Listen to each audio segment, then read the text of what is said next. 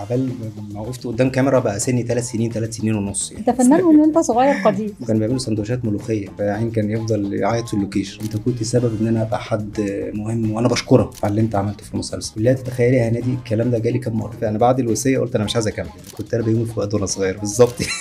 بيومي حبيبي. لدرجه عم اسماعيل يقول لي يا ابني انت عبيط، واحد في اسطبل خيل وبتاع ومع الخيول وحاجات كده. قلت بس هو ده.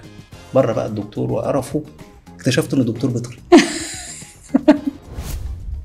احنا كلنا اتحرمنا من طفولتنا، فبقول لهم نفسي ابقى احمد عزت. انت شايف نفسك نجم قوي جدا. قالت لي يا واد يا احمد انت هتكبر تبقى ممثل جامد قوي.